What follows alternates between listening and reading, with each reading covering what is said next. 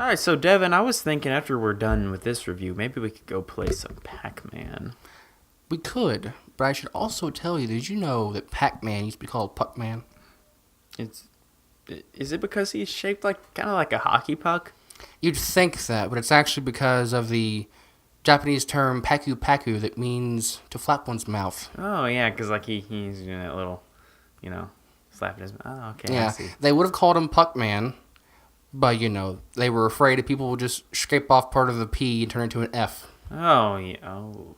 Yeah. Yeah, that's A little devious. Yeah, that's a good marketing decision on their part. Mm-hmm. Yeah. And this is Two Geeks Talk Film. Let's all go to the lobby. Let's all go to the lobby. Let's all go to the lobby to get ourselves a treat. And welcome to Two Geeks Talk Film. I'm Patrick. I'm Devon. And we are two geeks here to talk to you about film. Movies we love. Movies we hate. And movies we wish would be shot off the face of the planet. So it's been about a week since we last recorded, so how have you been this past week? I've been okay. I actually went to Indianapolis and saw Dunkirk in 1570 IMAX on a 6-story tall screen. Oh my gosh. It felt like I was actually there. Oh yeah, I can and imagine. my ears were ringing afterwards. Oh, yeah, I've been working band camp this whole week. I'll be working band camp all of next week and all of the week after. Yeah. So I've got, a good, solid month almost of just working band camps, and then this whole semester pretty much working marching bands and stuff. So that's always fun. Good luck. Yeah. Yeah, I love doing it, but then there are some times where I see some of the high schoolers and I'm like, man, I was like that about a few years ago, and Like how exactly? parts of it I like don't they're terrible?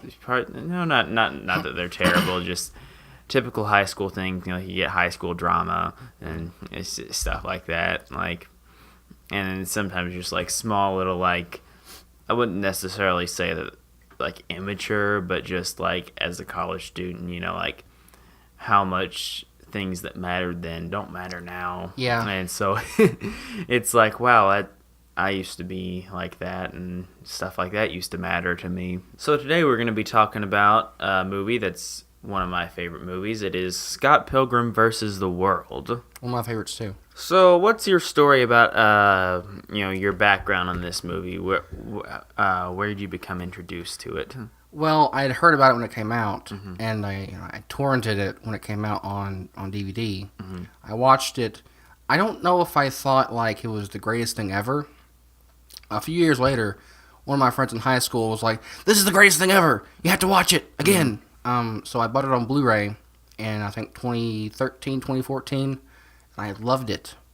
I've seen it, I think I've seen it 5 or 6 times. How many times have you seen it? I've probably seen it at least 10 times. Yeah. I call it sort of like a movie, an editor's wet dream.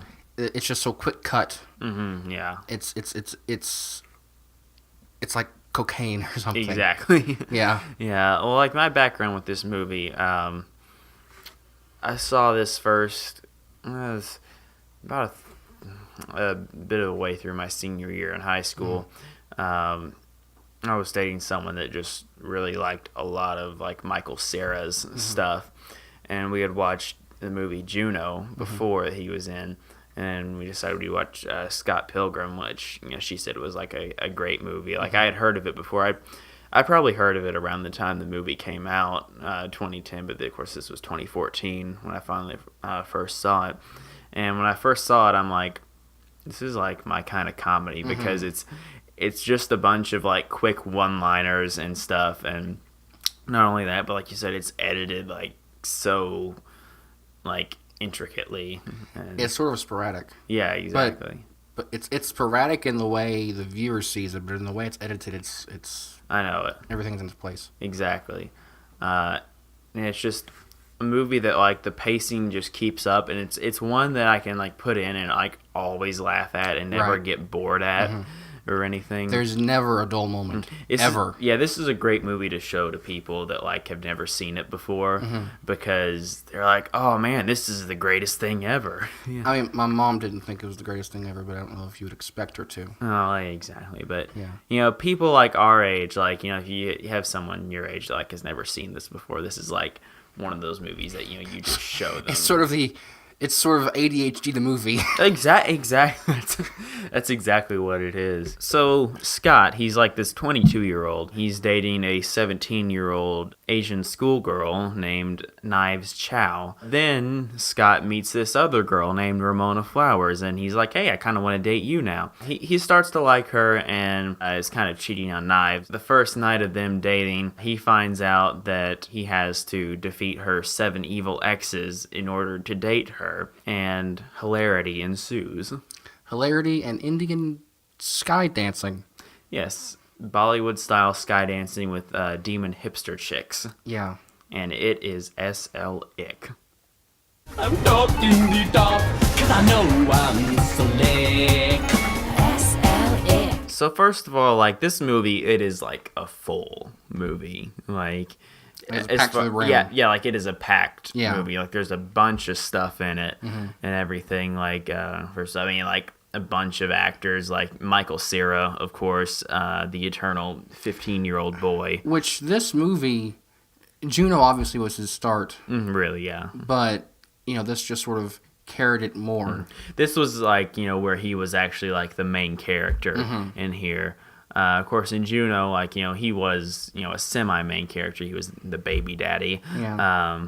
But in this one, like, he's actually center stage and all of his awkwardness in that one character that he always plays. It's also got Anna Kendrick playing his younger sister of Pitch Perfect fame, for those of you who don't know. Yeah, which is kind of terrible. Yeah, I actually haven't seen Pitch Perfect. I've seen like bits and pieces of it, and it's one of those. It looks like kind of one of those. Well, I'm bored, so this would be a good movie. That's to put really in. what it is. That is exactly what it is. Yeah. The music scenes are good. I like acapella stuff, but the rest of the time, I just wanted to poke my eyes out. So that's my take on the movie. Aubrey Plaza, you might remember from Parks and Rec, is the intern. Scott's roommate is played by Kieran Culkin. Who you might not remember from much, but his older brother, Macaulay, is, notable, neglected child of the 1990s and now neglected by everyone who loved Home Alone because no one really knows what he's up to anymore. If I had to pick a side character to, like, make into another movie, I would pick Wallace over anyone else. Guess who's drunk? Guess who's drunk? I guess Wallace. You guess right.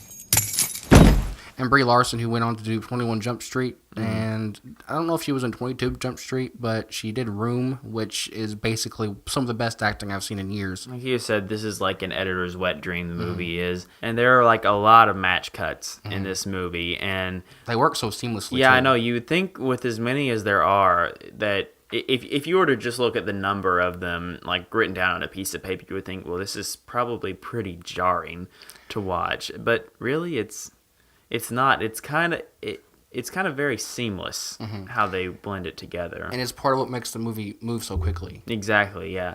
And when it's not seamless and when it is a little jarring, like, it's done for that specific effect. Yeah. And I think that really works. Let's first talk about Scott's relationships with these girls, too.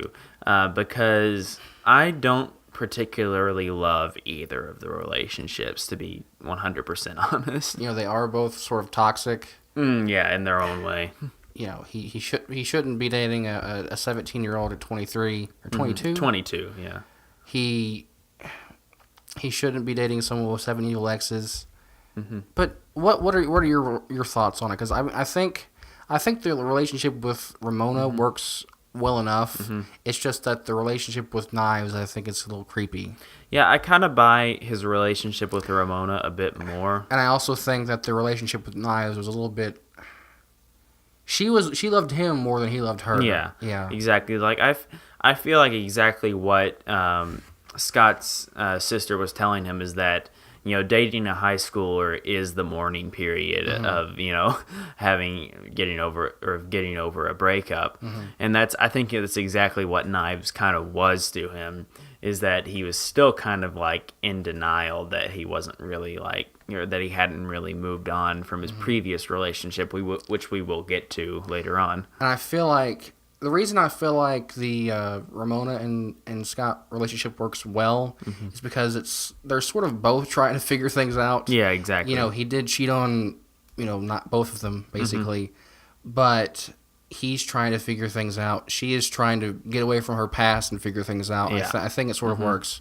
Yeah, I feel like They had a reason for what they were doing. Knives she's very intent on what she wants with Scott. Just, this constant, like, always being there for him and, like, pretty much being like his shadow all the time, even to the point of just being incredibly creepy. And I think, it's something that Scott knows that he doesn't want. I think in certain ways, like, it's harmless and cute enough with Knives. Like, she's a very cute character, but I just wouldn't particularly want to be in a relationship with her. That being said, I think that Ramona is also someone I wouldn't want to be in a relationship with. She, and one of the comments that Scott makes about her when she changes her hair is, she did it without making a big deal about it. That means she's impulsive and, all these other things. And Why does that bother you so much?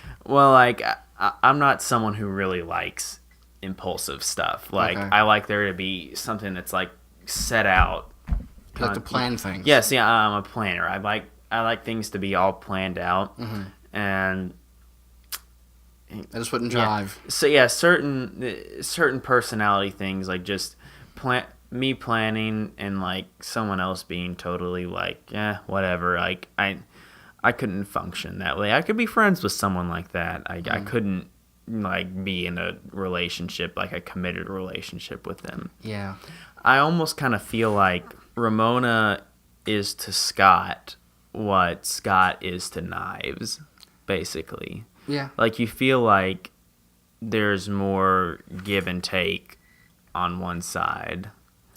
And I don't know about that. Yeah. I think it's just the Seven Evil Exes thing is really what takes Scott. Ramona is kind of aloof the whole time, which, I mean, they comment on quite a bit, and it doesn't seem like that kind of relationship is very good to be in. Like I said, it's kind of a toxic relationship either way. When we're introduced to the Seven Evil Exes, or at least the first of them, I kind of find it odd that Scott gets his email before like he even has any real contact with Ramona.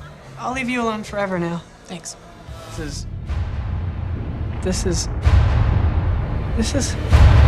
What? This is boring. Is it possible that Gideon has like, maybe he has access to that super highway in the dreams? Maybe, I don't know, because I feel like Ramona was just being sarcastic with that. But then why would she be in his dream? I don't know. I mean, there are a lot of things in this movie that kind of bend reality. Yeah, I think that's I don't think it's like a mistake. I think there was an actual like super highway in the dreams. Really? Yeah, because I mean, people have powers, and in one point in the movie, Ramona takes his hand and just basically floats to the door. I mean, I think it's a hyper realistic. It's not okay. Yeah. I don't think it's meant to be realistic. Yeah, I mean, as I was saying, I'm pointing out the non-realism in that, and then of course, there's a lot of things in this movie that aren't realistic. So let's start with Vegan police. Yeah. You get the point. Yeah. So let's start with how Matthew Patel, the first Evil X, just kind of crashes through, like literally crashes through the ceiling while they're playing at this gig, and it's funny how like the fight that they get into. It's like, it's just so normal to everyone that they're fighting in this like video game-esque, onomatopoeia is just going out from them. Yeah. I mean, again, I think it's just, it's meant to be hyper-realistic. It's supposed to be like a video game. Yeah, exactly. And I think it works. This movie, like, and I think I kind of said this to you, it's like Street Fighter and Mortal Kombat and Kill Bill all kind of had a baby with a romantic comedy. Yeah. That's about, I think, how it goes. And like I just kind of noticed on this viewing that this is kind of like Kill Bill in that, he's, getting to fight like this big evil boss, but he's got to fight like all these other people to get there. Of course, there are a lot more deviations in each of them, but that general idea is still there. You mentioned that one of the scenes felt like the 47 men fight or whatever. Exactly, yeah. That fight with Gideon towards the end of the movie there. Yeah. That's kind of like the only parallel I see between them, because obviously they're two still different movies. And the second X is Lucas Lee, who's kind of this movie star skater guy who Scott really doesn't physically beat him. He's just like, hey, do a grind on that thing. Grindy thingy. Yeah, a grindy thingy. Yeah, which, I mean, it's kind of like, I guess, in a battle of wits, he kind of won against him, but physically speaking, like, he could have killed Scott. Wow. Yeah. Wow. Wow. Wow. Wow.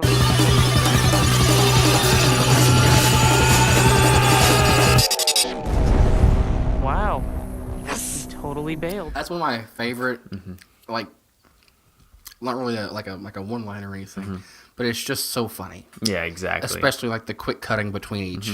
I just kind of like how over the top Lucas Lee is. Yeah. In that, like, he's like, the first click you're gonna hear is me hanging up the phone. The next click is me pulling the trigger. Well, I mean, to be fair, it is a movie. Yeah. Yeah. But even for a movie, like, that's a little. Well, it was on Spike. Yeah. You gotta realize where it's coming from. Yeah, high testosterone, and so we get to the third X, and I feel like there's like a pattern coming up between the X's of Ramona, and it's that they're all kind of douches. Well, everyone in the movie is kind of a douche. Yeah. In one aspect or another. Yeah, but it's like they're all very pretentious, if you get what I mean. Well, yeah. Yeah. I don't know if everyone in the movie is kind of pretentious, but, Scott, he is an asshole sometimes. Yeah. Ramona, she has 7 evil exes that she got through various ways. I don't know. Scott, like, he's not very confident, but he's still a jerk. Yeah. Yeah. I guess, some people would say unabashedly a jerk. I guess he's abashedly a jerk. Yeah. Do you think that Brie Larson's... What do you think happened with Brie Larson's character? Maybe we're not, like, supposed to know exactly what happened between them. We just know that kind of, like, it was brutal. Yeah. Yeah, that Scott and Ramona, like, another parallel between them is that, they've got this past that they don't really like and they're trying to get away from as well. I guess it just kind of ties into that. The vegan X, which I feel like it's one of the more out there ones, like vegan powers and everything. Yeah, I like his explanation of vegan powers. I always wondered, how does not eating dairy products give you psychic powers? Okay. You know how you only use 10% of your brain? That's because the other 90% is filled with curds in the way. No vegan diet, no vegan powers! You once were a vegan, but now you will be gone. Vegan? Whenever we're meeting the fourth evil X for the first time, like, for the first couple times watching it, I could have sworn that was Envy as well, because the actress kind of looks the same. No, I don't know. What kind of made me think that was... She sounds completely different, and you hear her before you see her. Yeah. I guess something that threw me off about it was when Scott gets that phone call from Envy. What's her name? I'm not telling you that. Ramona. Oh.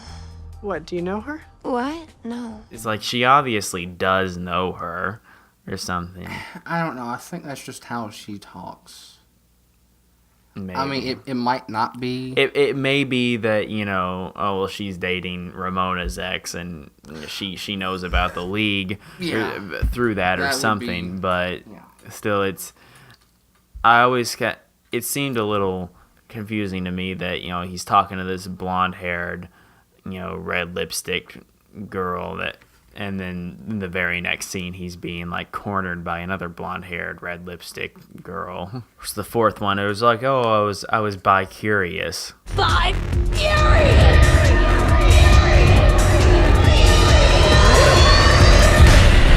X's number 5 and 6, I feel like are the ones we know the least about, and they're honestly, like, I forget that they're even in the movie until, like, the scene before. I don't know. I think they have one of the best scenes in the movie. Oh, yeah, I think the scene itself is visually, like, it's great to look at and everything, but but with that being said, I find it so odd that I seem to always forget that scene is in the movie. I mean, they never talk. Exactly, like, we don't really know much about them, whereas the other X's, like, we actually get somewhat of a backstory with them. Like, Ramona is actually explaining, like, with the first one, it was in 7th grade and they like each other. The second one, they were in high school together. The third one, like she just gave like a story on them dating. What's their story? Like, I guess maybe that's explained a little more in the graphic novel, but I haven't read it, so I wouldn't know. They basically condense, like, an entire series of comic books into one movie. Because it's more than one novel, isn't it? I think I saw it at a bookstore somewhere, and I just happened to notice that it was a collection of books rather than just one. Yeah, I think for as many as they condense, it works amazingly. Mm-hmm. Yeah. And of course, that's coming from, we both haven't actually read them, so... maybe it is, but, maybe like a hardcore fan of the novel might tell us differently. I'm sure we'll probably get an angry comment if one of them actually watches this. They always say that the book is better than the movie, but I don't know if that's possible here, because the movie is so amazing, and part of why I love it is the editing comedy. Exactly. And you wouldn't have that with a graphic novel. Mm-hmm. It's not possible. Yeah, like, one of my favorite jokes in the movie... Your hair's getting shaggy. Yeah? You could try to write that in a book, but, like, you wouldn't get the same comedic effect with it. So I feel like, there are some things that, because it's a movie, can work a lot better than they might in the book. And then we get, of course, to the main villain who really started the League of Eagle X's, Gideon Graves, played by Jason Schwartzman. Fun fact, did you know Jason Schwartzman was originally supposed to play Donnie Darko? Actually, no, I didn't. He was with the project from the very beginning until he just sort of left. Yeah. Yeah. Of course, I know him from Scott Pilgrim. I think it's probably the first movie I saw him in. Yeah. And then he's in the movie Rushmore, which is also a great movie. I had no idea who he was until this movie, and I haven't seen him in anything since. Does he still act, or...? He was in the movie Saving Mr. Banks. Have you seen that movie? Yeah. He played one of the Sherman brothers in that movie. I think he was in like a YouTube live event. Mm-hmm. And that's except other than that and Saving Mr. Banks. And then I've seen him in like a commercial for something, but I can't remember what it was. One thing, what exactly do you think their motivation is? The Evil X's? Yeah. I don't.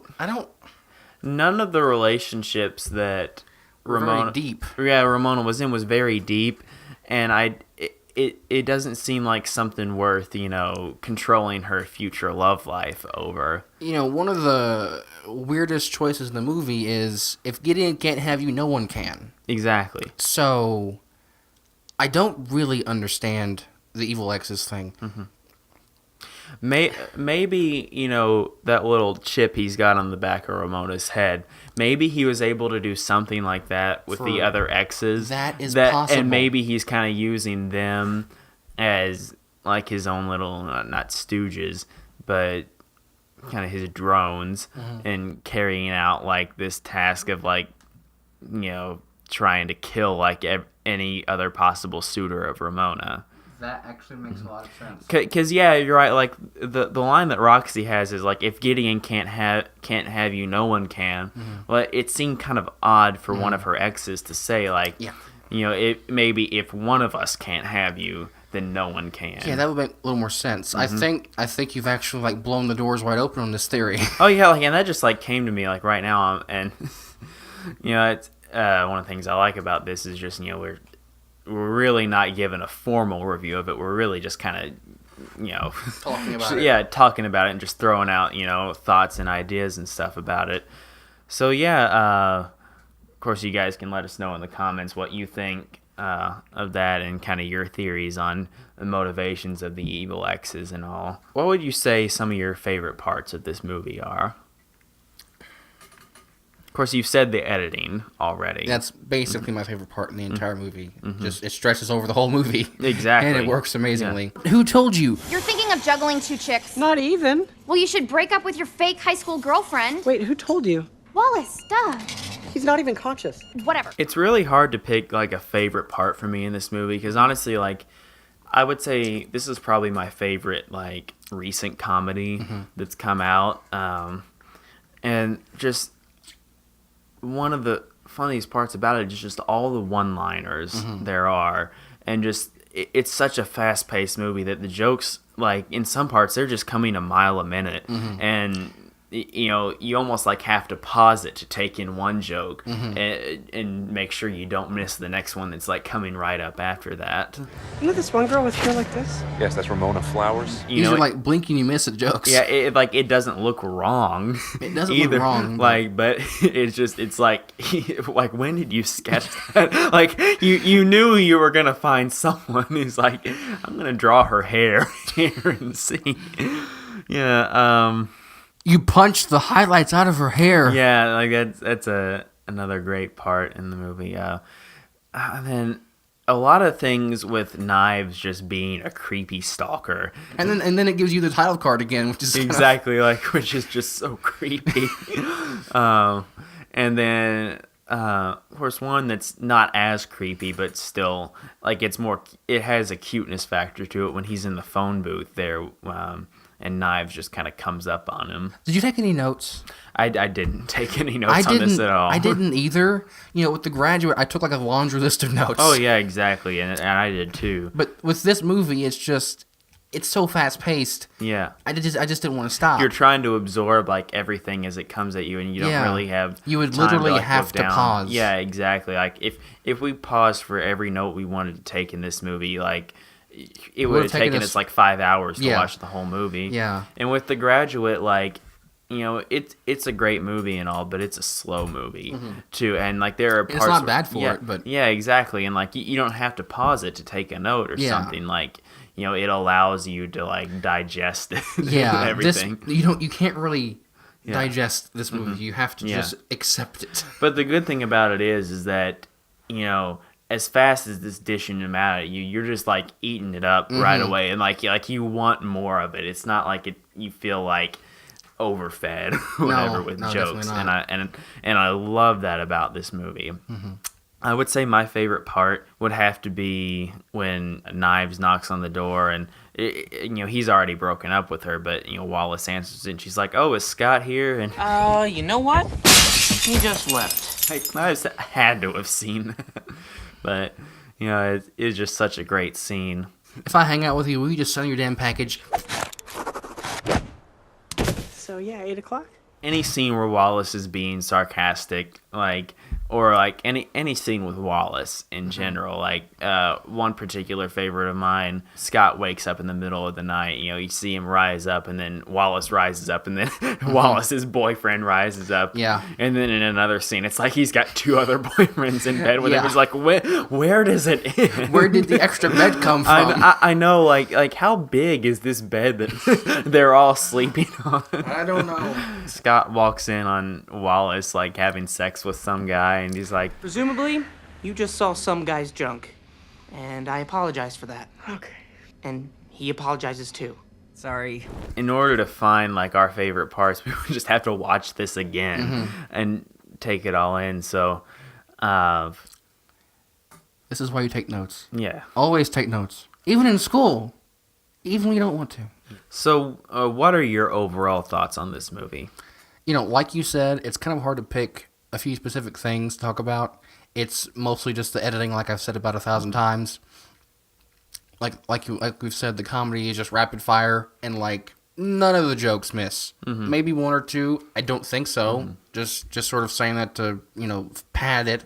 Yeah. But yeah, it's the music is also great. Yeah. Probably my favorite song isn't even by Sex Bomb. It's Clash at Demon Head. Yeah. Yeah. Very rapid fire comedy, and it's why it's one of my favorite movies, is that it keeps your attention, and like you want to like keep watching, like to see all that's happening. And that's kind of how like I judge movies for myself, is like how easily can it keep my attention. Like if it's slow and like I'm kind of like looking at my watch, or just I start like pull out my phone and browsing Facebook during the movie, or like I'm pulling up the Wikipedia article on the movie saying like what's going on here, I don't know.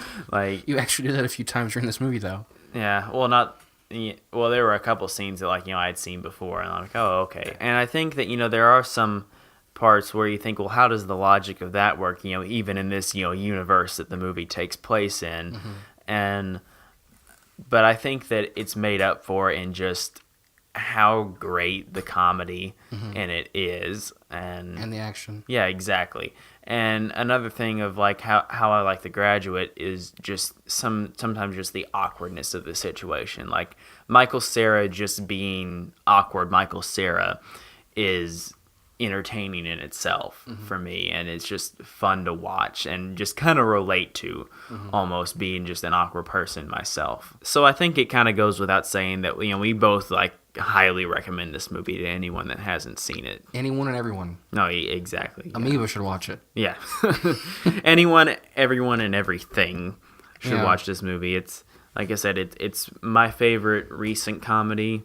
And I don't know if it's like your favorite or anything, but it's one of them. Yeah, it's definitely my favorite action comedy. Yeah, exactly. Bar none. I think that about wraps it up with us. So thanks for watching, you guys. If you like this, be sure to click like and subscribe to our channel. Hopefully, this being our second video, we kind of settled in a little bit more, and it'll probably settle in more as we go on. But be sure to keep looking and watching more of our videos from Two Geeks Talk Film.